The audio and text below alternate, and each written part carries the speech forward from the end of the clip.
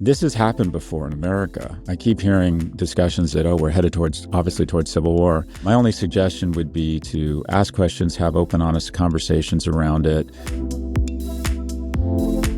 In today's Office Hours, we discuss raising kids in a divided country, opportunities from the silver tsunami, and what to do in your early career. I have not seen or heard these questions. More authentic, more real dog. Question number 1. Our first question comes from user OKLandscape5569 on Reddit. They say, "Hi, Scott. You seem to have such a close and loving relationship with your sons. How do you explain what is happening in the United States? As a mother of 2 teen boys myself, I often try to explain our current situation in this country. The lack of honesty, integrity, and loyalty to the Constitution continues to weigh heavily on our family. Any advice on how to talk to your children in this very difficult time in history we find ourselves in?" It's a really thoughtful question. But you know something, and I might be naive, my kids, so I have 15 and 18-year-old boys, and kind of between snapping their friends and watching TikToks, I don't think, quite frankly, they're that politically engaged. And also, we're somewhat sequestered from it, living in the UK. Occasionally, they do say something that feels like, they've just straight misinformation that I think they, like 2/3 of Americans, got from social media that's not fact-checked. But I wouldn't say what's going on has had a big toll on my kids. I mean, the reality is they're just much more interested in their video games and their friends and Premier League football than they are in politics. And I kind of like it. As you've probably read, there's a mating crisis, and some of it is that there's an increasing gender divide in terms of political affiliation, and a lot of young women are turned off of young men who express sort of red pill conservative viewpoints. And I imagine many of the men are turned off by what they see as sort of, unrealistic progressive ideals. I don't know how to frame it. And I was thinking that when I was younger and dating, I couldn't for the life of me tell you what the politics were of anyone I dated. And it just bums me out that it's yet another thing that gets in the way of people connecting. But in terms of my son, my youngest, said something about the conflict in the Middle East, which was just blatantly wrong or incorrect. My immediate reaction was to kind of gag on it, tell him he's wrong, say that just makes no sense, and break into lecture about why he's wrong. And what I realized with my boys is that the moment I do that, it just kind of cements their opinion. There's a healthy instinct especially among teenagers, that they should start rebelling against their parents such that leaving the pack becomes easier and less painful. That's healthy. Young people need to think creatively. They need to disrupt the ideology of the previous generation to innovate around new and better ideas. What I do or try to do when they bring up something that I think is just misinformed, I start asking questions. I'm like, well, what about this? Where did you get that? What do you think are the arguments against that? What about X, Y, and Z issues? And I just have a conversation as opposed to sort of weighing in on what's wrong. Also, I wonder sometimes if we project our own disappointment on our kids. I'm suitably freaked out about what's going on in America, but what I've tried to do is not infect my kids with that anxiety, because I think most kids, I'm not suggesting these actions and what's going on won't have real ramifications. I generally find, like, if I didn't know what was going on in the public press and watching Charlie Kirk's funeral and listening to rants and being online, I kind of wouldn't know what's going on. And I think that kids, I'd like to think, are in a bit of a healthy bubble around this. I'm not suggesting they shouldn't be politically engaged and learn about what's going on. But I like kind of the innocence of my kids focused on Premier League football and their friends and, school and college apps and things like that. My only suggestion would be to ask questions, have open, honest conversations around it, and also remind them that this is not, if in fact they really are upset by it, to remind them this has happened before in America. I keep hearing discussions that, we're headed towards civil war. There have been a couple moments in American history where we were in a much worse place. Anyways, I think it's interesting that you're even cognizant of this, thinking about it from a viewpoint of a parent. I would love it if my kids wanted to talk to me about this stuff, but they just quite frankly aren't interested. Thanks for your question. Support for the show comes from Upway. If you're tired of being stuck in traffic or watching gas prices climb higher and higher, you're not alone. There's a better, freer way to move through your day, and it might just change how you feel about commuting. An e-bike from Upway can give you that feeling of freedom, fresh air, no traffic, no stress. It's not just good for your health, it's better for your wallet, your time, and honestly, your happiness. Upway makes it easy. They offer top brands including Specialized, Cannondale, and Aventon at up to 60% off retail. Every e-bike is thoroughly inspected by a professional mechanic and comes with a 1-year warranty so you can ride with peace of mind. You can search by brand or style, book a call with a real human for help, or even stop by their showrooms in New York or LA. So, go to upway.co and use code Prof G 2025 to get $150 off your first e-bike purchase of $1,000 or more. That's upway.co, code Prof G 2025. Go ahead, you won't regret it. Question number 2, Eric from Kentucky. Hi, Scott. My name is Eric from Louisville, Kentucky, the home of bourbon, horse racing, and baseball bats, and I am the father of a current senior business major. I've spent my career in corporate America, specifically in technology, and I don't think my son is interested in a similar path. As I advise him, I've been intrigued by the so-called silver tsunami, the wave of retiring baby boomers and Gen Xers looking to exit and sell their established businesses. My son is a hardworking young man who I could see being successful in small business ownership, but I think about the need for a foundation that would serve him well in pursuing this. I'm interested in your perspective on the silver tsunami and the opportunities it could create for his generation. Acquisition cost is a headwind for sure, but this offers an alternative path with AI and automation impacting early in career jobs in big corporations. The term silver tsunami refers to the wave of aging populations worldwide. By 2030, the entire baby boomer generation, one of the largest generational cohorts in U.S. history, will be at or beyond retirement age. For the first time, Americans over 65 will outnumber those under 18. This wave of retirements will result in sort of a $1 trillion baby boomer sell-off. In the U.S. alone, an estimated 10 million small businesses are expected to go up for sale in the next decade as boomers and Gen X retire, representing an estimated $14 trillion wealth transfer. However, the planning or the kind of questions you're asking is pretty rare.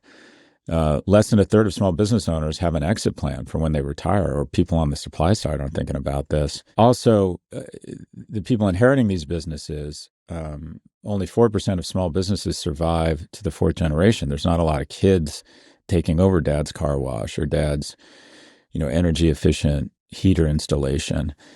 There's also a dearth of capital going into it, especially human capital, and that is, the example I use is when I take my in-laws to a dinner party. People are polite to them. They're in their 70s now, but people aren't kind of super engaged and interested in them, even despite the fact they're very interesting people. People are interested in youth. People are interested in growth. People want to hang out.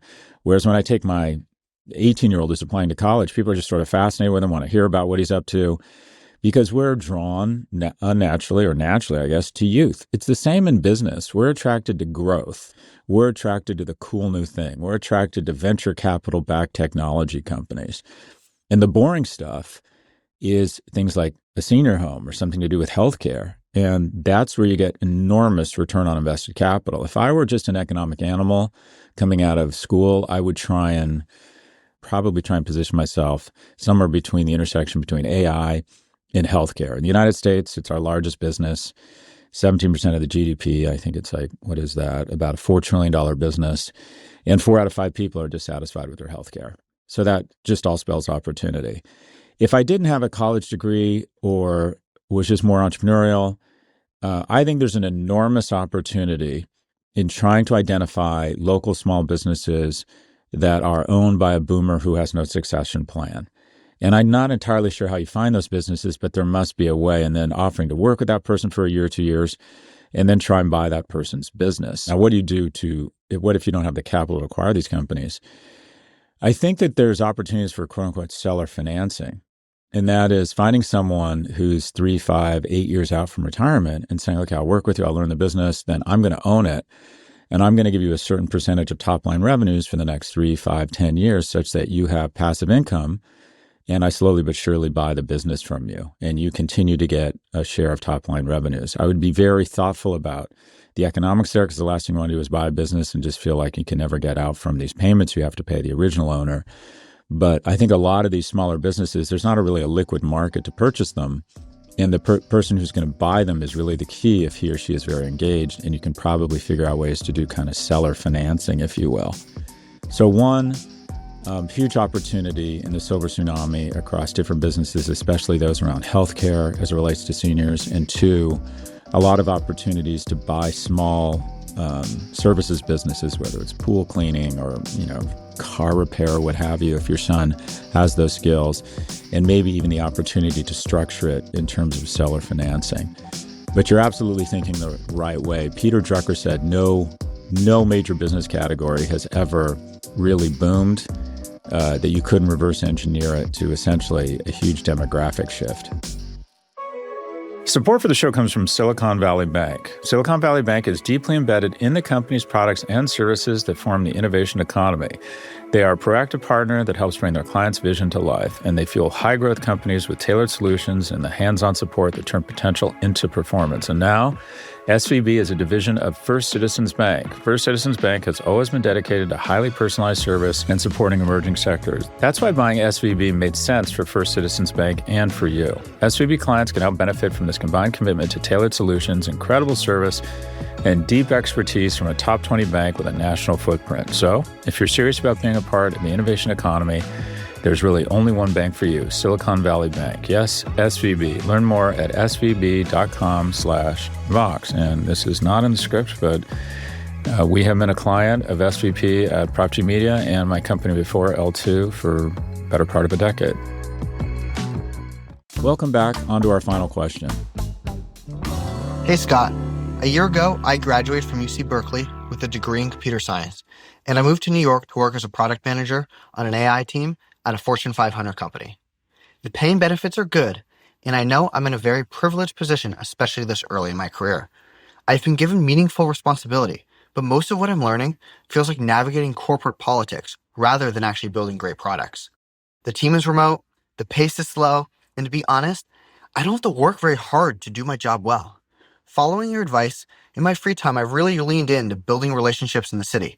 While that's been rewarding, I don't want my entire sense of progress to ride on my social life. This all leaves me wondering, am I wasting my early career years at a company like this? And how should I be thinking about making the most of my time, both inside and outside of work? Thanks, Prof G. So first off, it's really good to be you. You're living in New York, you're working in AI, and you have a degree in computer science from what I believe is the best public school in the nation. What I would suggest is if you don't feel really challenged at first, be as social as you can. Don't change anything there as long as you're not out getting fucked up every night and drinking too much. Being out and being social, this is a point in your life where you should be finding friends, mentors, and mates. So I wouldn't dial back the social part, especially living in New York. This is a playground. Go out and enjoy it, as long as it's not getting in the way of your ability to be productive the next day. Be the guy that goes out and goes home at a reasonable hour. Don't be the person that sticks around and orders a bottle of Grey Goose at 1 a.m. In terms of the company you're at, I think that being in an AI group of a corporation is a great branding event. And you also, when you're younger, you want to learn and you want to set yourself up and build a platform for future scale and success. And you want to workshop careers. And it doesn't sound like you're that challenged there. So a couple things. One, I personally think at your age that the office is a feature, not a bug, that you want to be in an office getting more regular feedback. I didn't have the discipline to work remotely when I was your age, so I'm glad it wasn't available. I had to get up at 7 a.m., put on a tie, and haul my ass into Morgan Stanley. And my boss, this wonderful man named Carter Cordner, would on a regular basis pull me into a conference room and say, don't say that, or that was good, or keep doing this, or, and I needed that. I needed kind of the skills and socialization to read the room. So a couple things. One, if you've been there less than 2 years and it's a good job, I would just stick there no matter what. You want to be seen as someone who can show up and stay somewhere. I would also consider, if you have a good relationship with someone in the organization, a mentor or your boss, I would express very openly your concerns and say, is there an opportunity for me to be in something more challenging that's maybe on a faster career path, and see what's available inside of the company. One of the most frustrating things that's happened to me as a boss is when someone comes in and tells me they're leaving, and they say, well, I'm going to get to manage 2 people at this company. I'm like, well, if that was your priority, we would have figured out a way for you for the next couple of hires in your group for you to manage. Or strangers always look more attractive than the person you're actually with. And that's the same is true of corporations. And that is the idea or the concept of a different company you think is probably going to solve all your problems. What you want to see is if you can solve those problems with the company you're at currently, especially if you're doing well. So what's the advice here? 1, be as social as possible as long as it's not getting in the way of your day job. 2, if you've been at your firm less than 2 years, I'd probably stick around unless you hate it. And 3, maybe investigate other opportunities. If you have a mentor you can be open and honest with about trying to find what it is you want within that company. And 4, if it's kind of none of the above, just start interviewing. It's much easier to find a job when you have a job than it is to find a job when you don't have one. And I trust you take stock of your blessings around, you're living in New York, that your worst days are probably better than most people's best days.